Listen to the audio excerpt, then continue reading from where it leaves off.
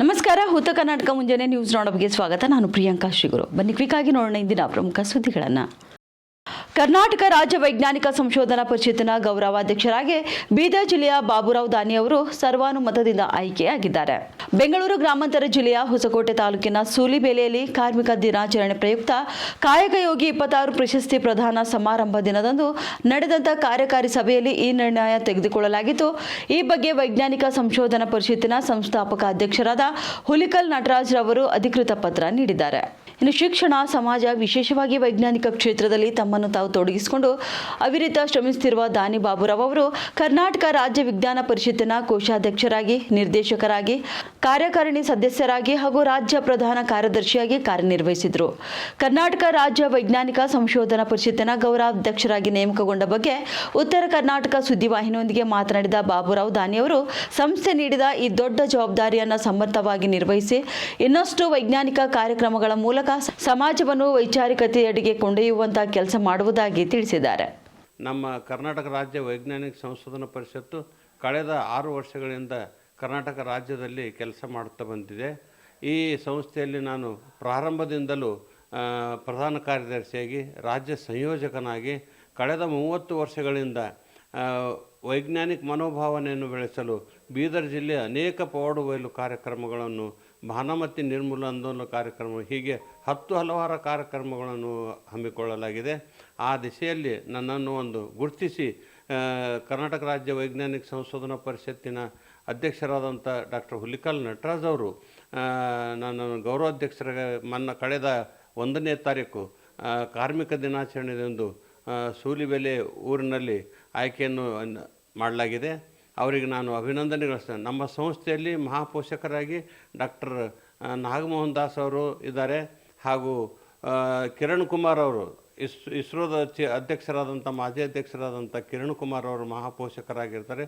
ಹುಲಿಕಲ್ ನಟರಾಜ್ ಅವರು ಅಧ್ಯಕ್ಷರಾಗಿ ಆಯ್ಕೆಯಾಗಿರ್ತಾರೆ. ನನ್ನನ್ನು ಗೌರವಾಧ್ಯಕ್ಷರಾಗಿ ಆಯ್ಕೆ ಮಾಡಲಿಕ್ಕೆ ನಾನು ಈ ದಿಶೆಯಲ್ಲಿ ಹೆಚ್ಚಿನ ಜವಾಬ್ದಾರಿಯನ್ನು ಕೆಲಸ ಮಾಡಲಿಕ್ಕೆ ಒಂದು ಅವಕಾಶ ಮಾಡಿಕೊಡಲಾಗ್ತದೆ ಅಂಥೇಳಿ ನಾನು ವಿನಂತಿಸಿಕೊಳ್ತಾ ಇದ್ದೀನಿ. ಬೀದರ್ ನಗರದ ಕರ್ನಾಟಕ ಸಾಹಿತ್ಯ ಸಂಘದ ಸಾಂಸ್ಕೃತಿಕ ಭವನದಲ್ಲಿ ನಿವೃತ್ತ ಪ್ರಾಚಾರ್ಯ ವೆಂಕಟರಾವ್ ಖರಾತ್ ಅವರ ಲೋಕಮಿತ್ರ ಅಭಿನಂದನಾ ಗ್ರಂಥ ಬಿಡುಗಡೆ ಕಾರ್ಯಕ್ರಮವು ಅದ್ಧೂರಿಯಾಗಿ ನಡೆಯಿತು. ಇನ್ನು ಕಾರ್ಯಕ್ರಮದಲ್ಲಿ ಕರ್ನಾಟಕ ಸಾಹಿತ್ಯ ಸಂಘದ ಅಧ್ಯಕ್ಷ ಪ್ರೊಫೆಸರ್ ಜಗನ್ನಾಥ್ ಹೆಬ್ಬಾಳೆ ಮಾತನಾಡಿ, ನಿವೃತ್ತ ಪ್ರಾಚಾರ್ಯ ವೆಂಕಟರಾವ್ ಖರಾತ್ ಅವರು ಲೋಕಮಿತ್ರ ಎಂಬ ಅಭಿನಂದನಾ ಗ್ರಂಥಕ್ಕೆ ಹೇಳಿ ಮಾಡಿಸಿದಂತಹ ವ್ಯಕ್ತಿತ್ವವನ್ನು ಹೊಂದಿದ್ದಾರೆ ಎಂದು ಹೇಳಿದರು. ಈ ಕೃತಿಯಲ್ಲಿ 16 ಗಣ್ಯರ ಶುಭ ಹಾರೈಕೆಗಳು, ವಿಮರ್ಶಾತ್ಮಕ ಸಂಶೋಧನಾ ಲೇಖನಗಳು ಹಾಗೂ ವಿದ್ಯಾರ್ಥಿಗಳ ವ್ಯಕ್ತಿತ್ವ ರೂಪಿಸುವ ಲೇಖನಗಳು ಒಳಗೊಂಡಿವೆ ಎಂದು ತಿಳಿಸಿದ್ದಾರೆ. ಇನ್ನು ವೆಂಕಟರಾವ್ ಖರಾತ್ ಅವರ ಆದರ್ಶ ಜೀವನ, ಸರಳತೆ ಹಾಗೂ ವಿದ್ಯಾರ್ಥಿ ಪ್ರೇಮ ಈ ಗ್ರಂಥದಲ್ಲಿ ಪ್ರತಿಬಿಂಬಿತವಾಗಿದ್ದು, ಇದು ಅವರ ಬದುಕಿಗೆ ಹಿಡಿದ ಕೈಗನ್ನಡಿಯಾಗಿದೆ ಎಂದು ಅಭಿಪ್ರಾಯಪಟ್ಟರು. ಬೀದರ್ನಲ್ಲಿ ಸದ್ಯ ನಡೆಯುತ್ತಿರುವ ಡಿಪ್ಲೊಮಾ ಕೃಷಿ ಕಾಲೇಜನ್ನು ಮೇಲ್ದರ್ಜೆಗೇರಿಸಿ ಬಿಎಸ್ಸಿ ಕೃಷಿ ಕಾಲೇಜು ಪ್ರಾರಂಭ ಮಾಡಬೇಕೆಂದು ಮುಖ್ಯಮಂತ್ರಿ ಸಿದ್ದರಾಮಯ್ಯ ಅವರಿಗೆ ಮಾಜಿ ವಿಧಾನ ಪರಿಷತ್ ಸದಸ್ಯ ಅರವಿಂದ್ ಕುಮಾರ್ ಅರಳಿ ಸರ್ಕಾರವನ್ನು ಒತ್ತಾಯಿಸಿದ್ದಾರೆ. ಬೀದರ್ ಜಿಲ್ಲೆಯಲ್ಲಿ ಈಗಾಗಲೇ ಸರ್ಕಾರಿ ತೋಟಗಾರಿಕೆ ಕಾಲೇಜು, ಕರ್ನಾಟಕ ಪಶು ವೈದ್ಯಕೀಯ ಹಾಗೂ ಮೀನುಗಾರಿಕೆ ವಿಜ್ಞಾನಗಳ ವಿಶ್ವವಿದ್ಯಾಲಯ ಮತ್ತು ಸರ್ಕಾರಿ ಎಂಜಿನಿಯರಿಂಗ್ ಕಾಲೇಜು ಕಾರ್ಯನಿರ್ವಹಿಸುತ್ತಿವೆ. ಆದರೆ ಕೃಷಿ ಕಾಲೇಜಿನ ಕೊರತೆಯಿಂದ ಜಿಲ್ಲೆಯ ವಿದ್ಯಾರ್ಥಿಗಳು ಬೇರೆ ಜಿಲ್ಲೆಗಳಿಗೆ ತೆರಳಬೇಕಾದಂಥ ಪರಿಸ್ಥಿತಿ ಇಲ್ಲಿ ನಿರ್ಮಾಣವಾಗಿದೆ. ಹೀಗಾಗಿ 2015ರಲ್ಲೇ ಕೃಷಿ ಕಾಲೇಜು ಸ್ಥಾಪನೆಗಾಗಿ ಸರ್ಕಾರಕ್ಕೆ ಮನವಿ ಸಲ್ಲಿಸಲಾಗಿತ್ತು. ಈ ಸಂಬಂಧ ರಾಯಚೂರು ಕೃಷಿ ವಿಶ್ವವಿದ್ಯಾಲಯ ಸಮಿತಿ ರಚಿಸಿ ಅಧ್ಯಯನ ನಡೆಸಿತು. ಇನ್ನು ಬೀದರ್ನಲ್ಲಿ ಕೃಷಿ ಕಾಲೇಜು ಸ್ಥಾಪನೆಗೆ ಪೂರಕ ವಾತಾವರಣವಿದೆ ಎಂದು ಸಮಿತಿಯ ವರದಿ ನೀಡಿದರೂ ಕೂಡ ನಂತರ ಯಾವುದೇ ರೀತಿಯ ಕ್ರಮ ಕೈಗೊಳ್ಳಲಾಗಿಲ್ಲ ಎಂದು ಅರಳಿ ಅವರು ಹೇಳಿದ್ದಾರೆ. ಇನ್ನು ಜಿಲ್ಲೆಯಲ್ಲಿ ಕೃಷಿ ಸಂಶೋಧನಾ ಕೇಂದ್ರ, ಕೃಷಿ ವಿಜ್ಞಾನ ಕೇಂದ್ರ, ಅಗತ್ಯ ಜಮೀನು, ಸುಸಜ್ಜಿತ ಕಟ್ಟಡಗಳು, ಪ್ರಯೋಗಾಲಯ, ವಸತಿ ನಿಲಯ ಹಾಗೂ ವಿವಿಧ ಕೃಷಿ ತಾಂತ್ರಿಕ ಘಟಕಗಳ ಸೌಲಭ್ಯ ಲಭ್ಯವಿರುವುದರಿಂದ ಶೀಘ್ರವೇ ಬಿಎಸ್ಸಿ ಕೃಷಿ ಕಾಲೇಜು ಪ್ರಾರಂಭ ಮಾಡಬೇಕೆಂದು ಸರ್ಕಾರಕ್ಕೆ ಮನವಿ ಮಾಡಿದ್ದೇವೆ ಎಂದು ತಿಳಿಸಿದ್ದಾರೆ. ಆ ನಂತರ ನಾನು ಇದಾದ್ಮೇಲೆ MLC ಆದ್ಮೇಲೆ BJP ಸರ್ಕಾರದಲ್ಲಿ ಹಲವು ಸಲ ನಾನು ಒತ್ತಡ ಮಾಡಿದಾಗ ಕೆಲವರು ಒಂದು ಸಂದರ್ಭ ಹಿಂಗೆ ಬಂದಿತ್ತು, ಈಗ ಡಿಕ್ಲೇರ್ ಮಾಡೋದಂತ BC ಪಾಟೀಲ್ ಅವರು ಸಚಿವರಿದ್ರು ಮಾಡೋದಿದ್ದಾಗ ಆವಾಗ ಮಧ್ಯದಲ್ಲಿ ಪ್ರಭು ಚವ್ಹಾಣ್ ಅವರು ಇಲ್ಲ ನಾನು ನಿಷ್ಠಿದ್ದೀನಿ, ನಾನು ಮಾತು ಕೇಳಬೇಕು, ನೀವು ನನ್ನ ತಾಲೂಕು ಕೊಡಬೇಕು ಅಂತ ಅವ್ರು ಜಗಳ ಆಡಿದ್ರು.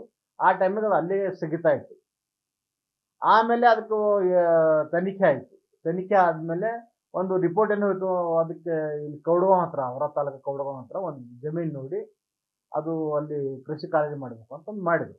ಆದ್ರೆ ನನ್ನ ಒತ್ತಾಯ ಏನಿದೆ, ಇವಾಗ ಬೀದರ್ನಲ್ಲಿ ಕೃಷಿ ಕಾಲೇಜಿಗೆ ಬೇಕಾದಂಥ ಪೂರಕವಾದಂಥ ವಾತಾವರಣ ಇದೆ ಇಲ್ಲಿ. ಏನಂದರೆ ಇನ್ಫ್ರಾಸ್ಟ್ರಕ್ಚರ್ ಪೂರ ಇದೆ. ಯಾಕಂದ್ರೆ ಇಲ್ಲಿ ಕೃಷಿ ಡಿಪ್ಲೊಮಾ ಕೋರ್ಸ್ ನಡೀತಾ ಇದೆ. ಆ ಕೋರ್ಸು ಇಡೀ ಸ್ಟೇಟ್ನಾಗೆಲ್ಲ ಬಂದಾಗಿದೆ. ನಾನು ಹಿಂದೆ ಅಧಿವೇಶನದಲ್ಲಿ ಜಗಳ ಆಡಿದ ನಂತರ ಈಗ ಇರಲಿ ಅಂತಂದು ಇಲ್ಲಿ ಒಂದು ಹಂಗೆ ಕಂಟಿನ್ಯೂ ಮಾಡಿದ್ದಾರೆ. ನಾನು ಒತ್ತಾಯ ಏನದು ಈ ಟೈಮ್ನಾಗೆ ಈ ಕೃಷಿ ಡಿಪ್ಲೊಮಾ ಏನಿದೆ ಅದನ್ನು ಅಪ್ಗ್ರೇಡ್ ಮಾಡಿ BSc ಅಗ್ರಿ ಮಾಡಿರಿ ಅಂತ ನಂದು ಒತ್ತಾಯ ಇದೆ. ಯಾಕಂದರೆ ಇಲ್ಲಿ ಬೇಕಾದಂಥ ಸಂಶೋಧನಾ ಕೇಂದ್ರಗಳದಾವ, IICS ಸೆಂಟರ್ ಇದೆ, ಆಮೇಲೆ KVK ಇದೆ, ಅಲ್ಲಿ ಹಾಸ್ಟೆಲ್ ಬಿಲ್ಡಿಂಗ್ ಇದೆ, ಹುಡುಗರಿಗೆ ಬೇರೆ ಬೇರೆ ಇದೆ, ಆಮೇಲೆ ಕಾಲೇಜ್ ಬಿಲ್ಡಿಂಗ್ ಇದೆ, ಆಫೀಸ್ ಬಿಲ್ಡಿಂಗ್ ಇದೆ, ಎಲ್ಲ ಇನ್ಫ್ರಾಸ್ಟ್ರಕ್ಚರ್ ರೆಡಿ ಇದೆ. ಏನಿಲ್ಲ ಅದಕ್ಕೆ ಇದ್ದದ್ದ ಡಿಪ್ಲೊಮಾ ಕಾಲೇಜನ್ನ ಅಪ್ಗ್ರೇಡ್ ಮಾಡಿಕೊಡೋದು, ಅದಕ್ಕೆ ಅಪ್ಗ್ರೇಡ್ ಮಾಡಿರಿ ಅಂತ ನಾನು CM ಅವರಿಗೆ, ಯಾಕಂದ್ರೆ ಇದು 2010ರಿಂದ ಬೇಡಿಕೆ ಇದೆ ನಮ್ಮ ಬೀದರ್ ಜಿಲ್ಲೆಗೆ. ಮಾನ್ಯ ಸಿದ್ದರಾಮಯ್ಯ ಅವರು ಒಂದು ಬಡವರ ಒಂದು ನೋವಿಗೆ ಸ್ಪಂದನೆ ಮಾಡಿರೋದ್ರ ಆ ಹಿನ್ನೆಲೆಯಲ್ಲಿ ನಾನು ಈಗ ಇಲ್ಲಿ ಬಡವರೇ ಓದೋಂಥ ಒಂದು ಕೃಷಿ ಕಾಲೇಜ್ ಇದ್ದರೆ ನಮಗೆ ಇನ್ನೂ ಅನುಕೂಲ ಆಗ್ತದೆ, ಅದಕ್ಕೆ ಅಪ್ಗ್ರೇಡ್ ಮಾಡಿ ಕೊಡ್ರಿ ಅಂತ ನಾನು ಮನವಿ ಮಾಡಿದ್ದೀನಿ ಅಷ್ಟೇ, ಹೊರತಾಗಿ ಬೇರೇನಿಲ್ಲ. ಅವರು ಈ ನಮ್ಮ ಮನವಿಯನ್ನು ಪರಿಗಣಿಸಿ ಇಲ್ಲಿ ಮಾಡ್ತಾರಂಬ ನಾವು ವಿಶ್ವಾಸ ಇದೆ. ಶೈಕ್ಷಣಿಕವಾಗಿ ಹಿಂದುಳಿದ ಹಣೆಪಟ್ಟಿ ಹೊತ್ತಿದ್ದ ಯಾದಗಿರಿ ಜಿಲ್ಲೆಯು ಈಗ ಹಂತ ಹಂತವಾಗಿ ಹಣೆಪಟ್ಟಿ ಕಳಚುವ ಕಾರ್ಯ ಸಾಧನೆ ಮಾಡಿದೆ. ವಿದ್ಯಾರ್ಥಿಗಳು ಶ್ರಮವಹಿಸಿ ಓದಿ ಫಲಿತಾಂಶದಲ್ಲಿ ಸುಧಾರಣೆಯನ್ನ ಕಂಡಿದ್ದಾರೆ. SSLC ಫಲಿತಾಂಶದಲ್ಲಿ ಯಾದಗಿರಿ ರಾಜ್ಯದಲ್ಲಿ ಅಗ್ರಸ್ಥಾನ ಪಡೆದಿದೆ. ಶೈಕ್ಷಣಿಕವಾಗಿ ವೃದ್ಧಿ ಕಾಣಲು ಕಾರಣೀಭೂತರಾದ ಸಾಧಕ ವಿದ್ಯಾರ್ಥಿಗಳಿಗೆ ಉದ್ಯಮಿ ಹಾಗೂ ಶಿಕ್ಷಣ ಪ್ರೇಮಿ ದಯಾನಂದ್ ಪಟ್ಟಣಶೆಟ್ಟಿ ಅವರ ನೇತೃತ್ವದಲ್ಲಿ ಸನ್ಮಾನಿಸಿ ಪ್ರೋತ್ಸಾಹಿಸುವ ಕಾರ್ಯ ಮಾಡಲಾಯಿತು. ಇನ್ನು ಈ ಕುರಿತು ಸ್ಟೋರಿ ಇಲ್ಲಿದೆ ನೋಡಿ. ಯಾದಗಿರಿ ಜಿಲ್ಲೆಯು ಶಿಕ್ಷಣ ಮಟ್ಟದಲ್ಲಿ ಈಗ ವೃದ್ಧಿ ಕಾಣ್ತಿದೆ. ವಿದ್ಯಾರ್ಥಿಗಳು ಓದಿ SSLC ಹಾಗೂ PUC ಫಲಿತಾಂಶದಲ್ಲಿ ಉತ್ತಮ ಸಾಧನೆ ಮಾಡಿ ಯಾದಗಿರಿ ಜಿಲ್ಲೆಗೆ ಕೀರ್ತಿ ತರುವ ಕಾರ್ಯವನ್ನು ಮಾಡಿದ್ದಾರೆ. ಇನ್ನು ವಿದ್ಯಾರ್ಥಿಗಳಿಗೆ ಪ್ರೋತ್ಸಾಹಿಸಿ ಬೆನ್ನು ತಟ್ಟುವ ಕಾರ್ಯವನ್ನು ದಯಾನಂದ್ ದಂಪತಿಗಳು ಮಾಡಿದ್ದಾರೆ. ಉದ್ಯಮಿ ದಯಾನಂದ್ ಅವರು ತಾಯಿ ಹೆಸರಿನಲ್ಲಿ ಸ್ಮಾರಕ ಪ್ರತಿಷ್ಠಾನ ಆರಂಭಿಸಿ ಸಮಾಜಮುಖಿ ಕಾರ್ಯಗಳನ್ನು ಕಳೆದ 15 ವರ್ಷಗಳಿಂದ ನಿರಂತರವಾಗಿ ಮಾಡುತ್ತಾ ಬಂದಿದ್ದಾರೆ. ಶೈಕ್ಷಣಿಕವಾಗಿ ಅನೇಕ ಸೇವೆ ಕಾರ್ಯ ಮಾಡ್ತಿದ್ದಾರೆ. ಇನ್ನು ಮಾಧೋಶ್ರೀ ಸುಶೀಲಮ್ಮ ಪಟ್ಟಣಶೆಟ್ಟಿ ಸ್ಮಾರಕ ಪ್ರತಿಷ್ಠಾನದ ಅಧ್ಯಕ್ಷರಾದ ಮಮತಾ ದಯಾನಂದ್ ಪಟ್ಟಣಶೆಟ್ಟಿ ಶಿಕ್ಷಣದ ಬಗ್ಗೆ ಇರುವ ಕಾಳಜಿಯನ್ನು ಅವರು ತೋರಿಸಿದ್ದಾರೆ. ಈ ನಿಟ್ಟಿನಲ್ಲಿ ಉದ್ಯಮಿಯಾದ ಹಾಗೂ ಶಿಕ್ಷಣ ಪ್ರೇಮಿಯಾದ ದಯಾನಂದ್ ಅವರು ವಿದ್ಯಾರ್ಥಿಗಳ ಹಿತ ಕಾಪಾಡುವ ಸೇವೆ ಮಾಡ್ತಿದ್ದಾರೆ. ಇನ್ನು ಕಳೆದ 15 ವರ್ಷದಿಂದ ವಿದ್ಯಾರ್ಥಿಗಳಿಗೆ ಪ್ರೋತ್ಸಾಹಿಸುವ ಕಾರ್ಯ ಮಾಡ್ತಿದ್ದಾರೆ. ಇನ್ನು ಇಂದು ಕೂಡ ಯಾದಗಿರಿ ಜಿಲ್ಲೆಯ ಹುಣಸಗಿ ಪಟ್ಟಣದ ಉದ್ಯಮಿ ದಯಾನಂದ್ ಅವರ ಮನೆಯಾದ ಅಮ್ಮನ ಮನೆ ಆವರಣದಲ್ಲಿ ಪ್ರತಿಭಾ ಪುರಸ್ಕಾರ ಕಾರ್ಯಕ್ರಮ ಅರ್ಥಪೂರ್ಣವಾಗಿ ಹಮ್ಮಿಕೊಳ್ಳಲಾಗಿತ್ತು. ಹುಣಸಗಿ ತಾಲೂಕಿನ SSLC ಹಾಗೂ PUC ಪರೀಕ್ಷೆಯಲ್ಲಿ 90ಕ್ಕೂ ಹೆಚ್ಚು ಅಂಕ ಪಡೆದ ಪ್ರತಿಭಾವಂತ ವಿದ್ಯಾರ್ಥಿಗಳಿಗೆ ಪ್ರತಿಭಾ ಪುರಸ್ಕಾರ ಕಾರ್ಯಕ್ರಮ ಹಮ್ಮಿಕೊಳ್ಳುವ ಮೂಲಕ ವಿದ್ಯಾರ್ಥಿಗಳಿಗೆ ಪ್ರೋತ್ಸಾಹಿಸುವ ಕಾರ್ಯ ಅವರು ಮಾಡಿದ್ದಾರೆ. ವಿದ್ಯಾರ್ಥಿಗಳಿಗೆ ನಗದು ಬಹುಮಾನ ವಿತರಣೆ ಮಾಡಿದ್ದು, ಈ ವೇಳೆ ನೋಟ್ಬುಕ್ ವಿತರಣೆ ಕೂಡ ಮಾಡಲಾಯಿತು. ನಮ್ಮದು ತಾಯಿ ಸುಶೀಲಮ್ಮ ಪಟ್ಟಣಶೆಟ್ಟಿ ಪ್ರತಿಷ್ಠಾನ ವತಿಯಿಂದ ನಾವು 95 ಕ್ರಾಸ್ ಮಾಡಿದ್ದು ಮಕ್ಕಳಿಗೆ ಒಂದು ಸನ್ಮಾನ ಮಾಡಿದ್ವಿ. ತುಂಬ ಖುಷಿಯಾಗುತ್ತೆ ಈ ಥರ ನೋಡಿದಾಗೆ. ತುಂಬ ಒಳ್ಳೆ ನಂಬರ್ಸು, ಒಂದು 90 ಸ್ಟೂಡೆಂಟ್ಸು, ಅದರಲ್ಲಿ ಹೆಣ್ಮಕ್ಳು ಜಾಸ್ತಿ. 90 ಸ್ಟೂಡೆಂಟ್ಸು ಒಳ್ಳೆ 95 to 99%, ಕೆಲವು ಜನ 100% ತೊಗೊಂಡಿದ್ದವ್ರು ಇದ್ದಾರೆ. ಇದು ನಮ್ಮ ಯಾದಗಿರಿ ಜಿಲ್ಲೆ ಹುಣಸಗಿ ತಾಲೂಕಲ್ಲಿ ತುಂಬ ಒಳ್ಳೆ ನಂಬರ್ಸ್ ಅಂತ ಅನ್ಕೋತೀವಿ. ಆಮೇಲೆ ಇದ್ರ ಮುಂದೇನು ಮತ್ತೆ ನಂಬರ್ ಹೆಚ್ಚು ಆಗ್ತಾ ಹೋಗಲಿ. ಆಮೇಲೆ ನಾವು ಈ ಥರ ಫಸ್ಟ್ ಸ್ಟಾರ್ಟ್ ಮಾಡಿದ್ದೆ ಒಂದು 3 ಮಕ್ಕಳಿಂದ, ಇವಾಗ ಒಂದು 90 ಜನ ಮಕ್ಕಳಾಗಿದೆ ಅಂದರೆ ತುಂಬ ಖುಷಿ ಆಗುತ್ತೆ. ಈ ನೆಕ್ಸ್ಟ್ ಇಯರು 100 ಜನ ಆಗಲಿ 150 ಜನ ಆಗಲಿ ಯಾವಾಗಲೂ ನಾವು ಅವ್ರ ಜೊತೆ ಇರ್ತೀವಿ. ಇವಾಗೇ ಅಂತಲ್ಲ, ಮುಂದೆ ನೆಕ್ಸ್ಟು ಏನು ಎಜುಕೇಷನ್ ಇರಲಿ, ಏನು ಅವ್ರದ್ದು ಇದು ಇರಲಿ, ಅವ್ರ ಜೊತೆ ನಾವು ಯಾವಾಗಲೂ ಇರ್ತೀವಿ ಅಂತ ಹೇಳಕ್ಕೆ ಇಷ್ಟ. ಒಂದು ಇಂಥ ನಡುವೆ ಪ್ರತಿಭಾವಂತ ವಿದ್ಯಾರ್ಥಿಗಳು ಕೆಲವರಿಗೆ ಓದಕ್ಕಾಗಲ್ಲ, ಅಂಥವ್ರಿಗೆ ಮುಂದಿನ ದಿನಗಳಲ್ಲಿ ಯಾರೋ ವಿದ್ಯಾರ್ಥಿಗಳು ಬಂದು ಖಂಡಿತ ಹೆಲ್ಪ್ ಮಾಡ್ತೀವಿ. ಈ ಮುಂದಿನ ದಿನಗಳ ಡಾಕ್ಟರ್ ಏನೇ ಅವ್ರ ಕನಸಿರ್ತಲ್ಲ, ತಾವು ಆಲ್ಮೋಸ್ಟ್ ಮಾಡಿದಿರಿ. ಖಂಡಿತ ಅವ್ರದ್ದು ಏನು ಕನಸಿದೆ ಅವ್ರು ಈಡೇರ್ಸೋಕ್ಕೆ ನಮ್ಮ ಕೈಲಾದಷ್ಟು ನಾವು ಹೆಲ್ಪ್ ಮಾಡ್ತೀವಿ. ನಮ್ಮ ಕೈಲಿ ಎಷ್ಟಾಗುತ್ತೆ ಅಷ್ಟು ಕೈಲಿ ಮೀರಿ ನಾವು ಹೆಲ್ಪ್ ಮಾಡ್ತೀವಿ ಅವ್ರಿಗೆ. Thank you. ತಮಿಳುನಾಡಿನ ಅತಂತ್ರ ರಾಜಕೀಯ ಸ್ಥಿತಿಯ ನಡುವೆ ಬಹುಮತ ಸಾಬೀತುಪಡಿಸಲು ರಾಜ್ಯಪಾಲರು ಸೂಚಿಸಿರುವ ವಿಚಾರವಾಗಿ ಸಚಿವ ಪ್ರಿಯಾಂಕ್ ಖರ್ಗೆ ಅವರು ಕೇಂದ್ರ ಸರ್ಕಾರ ಮತ್ತು ರಾಜ್ಯಪಾಲರ ವಿರುದ್ಧ ತೀವ್ರ ವಾಗ್ದಾಳಿಯನ್ನು ನಡೆಸಿದ್ದಾರೆ. ರಾಜ್ಯಪಾಲರು ನಮ್ಮೆದುರಿಗೆ ಅನಗತ್ಯವಾಗಿ ಕಿರಿಕ್ ಶುರು ಮಾಡಿದ್ದಾರೆ ಎಂದು ಆಕ್ರೋಶ ವ್ಯಕ್ತಪಡಿಸಿದ ಅವರು ಸರ್ಕಾರ ರಚನೆ ಮಾಡುವ ಪ್ರಕ್ರಿಯೆಯಲ್ಲಿ ರಾಜ್ಯಪಾಲರ ಪಾತ್ರವೇನು ಎಂದು ಪ್ರಶ್ನೆ ಮಾಡಿದ್ದಾರೆ. ಇನ್ನು ತಮಿಳುನಾಡು, ಕೇರಳ ಮತ್ತು ಕರ್ನಾಟಕದಂತಹ ವಿರೋಧ ಪಕ್ಷಗಳು ಅಧಿಕಾರದಲ್ಲಿರುವ ರಾಜ್ಯಗಳಲ್ಲಿ ರಾಜ್ಯಪಾಲರು ವರ್ತಿಸುತ್ತಿರುವ ರೀತಿ ಪ್ರಜಾಪ್ರಭುತ್ವಕ್ಕೆ ಮಾರಕವಾಗಿದೆ ಎಂದು ಅವರು ಕಿಡಿಕಾರಿದ್ದಾರೆ. ತಿಳಿಸಿದ್ದಾರೆ. ಮುಂದುವರೆದು ಮಾತನಾಡಿದ ಅವರು, ಮಹಾರಾಷ್ಟ್ರದಲ್ಲಿ ಹಿಂದೆ ಬೆಳಗಿನ ಜಾವ 5 ಗಂಟೆಗೆ ಪ್ರಮಾಣ ವಚನ ಬೋಧಿಸಿತು. ಯಾವ ಕಾನೂನಿನ ಅಡಿಯಲ್ಲಿ ಕರ್ನಾಟಕ ಮತ್ತು ಕೇರಳದಲ್ಲಿ ರಾಜ್ಯಪಾಲರ ನಡೆ ಹೇಗಿತ್ತು ಎಂಬುದು ಇಡೀ ದೇಶಕ್ಕೆ ಗೊತ್ತಿದೆ ಎಂದು ನೆನಪಿಸಿದರು. ಪ್ರಸ್ತುತ ಕೆಲವು ರಾಜ್ಯಗಳಲ್ಲಿ ರಾಜ್ಯಪಾಲರ ಕಚೇರಿ ಹಾಗೂ ಬಿಜೆಪಿ ಅಥವಾ RSS ಕಚೇರಿಗಳ ನಡುವೆ ಯಾವುದೇ ರೀತಿಯ ವ್ಯತ್ಯಾಸ ಉಳಿದಿಲ್ಲ. ಹೀಗಾಗಿ ಕೇಂದ್ರದಿಂದ ಯಾವ ನಿರ್ದೇಶನ ಬರುತ್ತದೆಯೋ ರಾಜ್ಯಪಾಲರು ಅದನ್ನೇ ಕುರುಡಾಗಿ ಪಾಲಿಸುತ್ತಿದ್ದಾರೆ ಎಂದು ಸಚಿವರು ಗಂಭೀರವಾಗಿ ಆರೋಪಿಸಿದ್ದಾರೆ. ಸುರಿನಾಮ್ ಸಮಾಜದ ವಿವಿಧ ವರ್ಗದ ಪ್ರತಿನಿಧಿಗಳನ್ನು ಉದ್ದೇಶಿಸಿ ಮಾತನಾಡಿದ ವಿದೇಶಾಂಗ ವ್ಯವಹಾರಗಳ ಸಚಿವ ಡಾಕ್ಟರ್ ಎಸ್ ಜಯಶಂಕರ್, ಕೋವಿಡ್ ಸಂಕಷ್ಟದ ಸಮಯದಲ್ಲಿ ಕೆಲವು ಶ್ರೀಮಂತ ರಾಷ್ಟ್ರಗಳು ತಮ್ಮ ಜನಸಂಖ್ಯೆಗಿಂತ 8 ಪಟ್ಟು ಹೆಚ್ಚು ಲಸಿಕೆಗಳನ್ನು ಸಂಗ್ರಹಿಸಿಕೊಂಡಿದ್ದವು ಎಂದು ಪರೋಕ್ಷವಾಗಿ ವಾಗ್ದಾಳಿಯನ್ನು ನಡೆಸಿದರು. ಕೋವಿಡ್ ಸಮಯದಲ್ಲಿ ಲಸಿಕೆಗಳನ್ನು ರಾಶಿ ಹಾಕಿಸಿಕೊಂಡ ದೇಶಗಳಿದ್ದವು. ಅದರಲ್ಲೂ ಕೂಡ ಒಂದು ನಿರ್ದಿಷ್ಟ ದೇಶದ ಬಗ್ಗೆ ನನಗೆ ನೆನಪಿದೆ. ನಾನು ರಾಜತಾಂತ್ರಿಕ ವಲಯದವನಾಗಿದ್ದರಿಂದ ಆ ದೇಶದ ಹೆಸರನ್ನು ಹೇಳುವುದಿಲ್ಲ. ಆದರೆ ಅವರು ತಮ್ಮ ಒಟ್ಟು ಜನಸಂಖ್ಯೆಗೆ ಹೋಲಿಕೆ ಮಾಡಿದರೆ 8 ಪಟ್ಟಷ್ಟು ಹೆಚ್ಚು ಲಸಿಕೆಗಳನ್ನು ಹೊಂದಿದ್ರು. ಖಂಡಿತವಾಗಿಯೂ ಅದು ಅಭಿವೃದ್ಧಿಶೀಲ ರಾಷ್ಟ್ರವಾಗಿರಲಿಲ್ಲ ಎಂಬುದು ನಿಮಗೆ ಊಹಿಸಲು ಸಾಧ್ಯವಿದೆ ಎಂದು ಅವರು ಹೇಳಿದ್ದಾರೆ. ಇದೇ ಸಂದರ್ಭದಲ್ಲಿ ಭಾರತದ ಬದ್ಧತೆಯನ್ನು ಶ್ಲಾಘಿಸಿದ ಅವರು, ಆ ಕಠಿಣ ಸಮಯದಲ್ಲಿ ಭಾರತವು ಜವಾಬ್ದಾರಿಯುತವಾಗಿ ಕಾರ್ಯನಿರ್ವಹಿಸಿತು. ನಾವು ಜಗತ್ತಿನ ಹೆಚ್ಚಿನ ಸಂಖ್ಯೆಯ ರಾಷ್ಟ್ರಗಳಿಗೆ ಮತ್ತು ಅಂತಾರಾಷ್ಟ್ರೀಯ ಉಪಕ್ರಮಗಳಿಗೆ ಲಸಿಕೆಯನ್ನು ಪೂರೈಸಿದೆವು. ತನ್ನ ರಾಷ್ಟ್ರೀಯ ಹಿತಾಸಕ್ತಿಯ ಜೊತೆಗೆ ಜಾಗತಿಕ ಹಿತಾಸಕ್ತಿ ಮತ್ತು ಬದ್ಧತೆಯನ್ನು ಸಮತೋಲನಗೊಳಿಸುವ ದೇಶವೇ ನಿಜವಾದ ಉತ್ತಮ ಪಾಲುದಾರ ಎನಿಸಿಕೊಳ್ಳುತ್ತದೆ ಎಂದು ಜಯಶಂಕರ್ ಅವರು ತಿಳಿಸಿದರು. But if you look at the IMF expectation of global growth this year, India contributes to the 17% of the total global growth.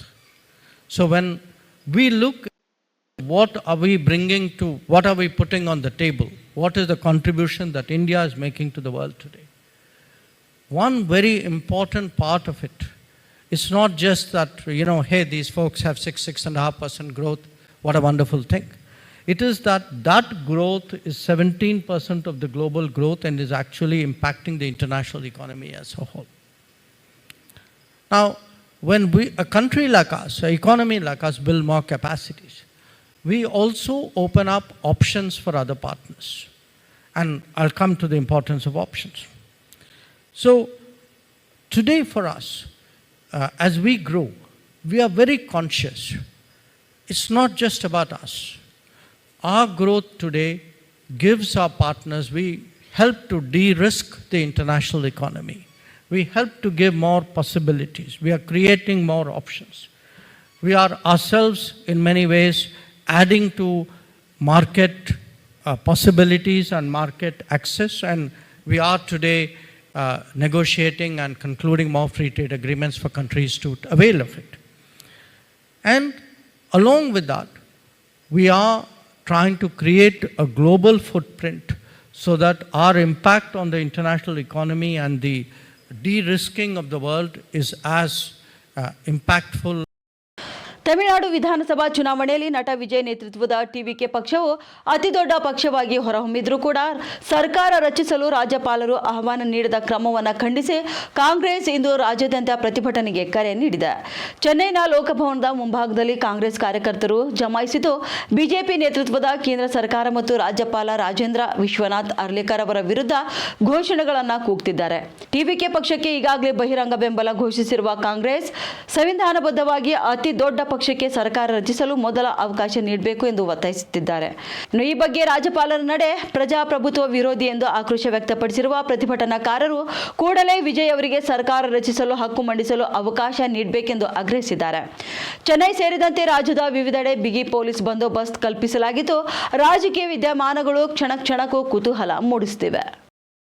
Iran ಜೊತೆಗಿನ ಉದ್ವಿಗ್ನತೆಯ ನಡುವೆ ಅಮೆರಿಕ ಅಧ್ಯಕ್ಷ ಡೊನಾಲ್ಡ್ ಟ್ರಂಪ್ ಇಂದು ಮಹತ್ವದ ಹೇಳಿಕೆಯೊಂದನ್ನು ನೀಡಿದ್ದಾರೆ. ನಾವು ಇರಾನಿಯರೊಂದಿಗೆ ಮಾತುಕತೆ ನಡೆಸುತ್ತಿದ್ದೇವೆ.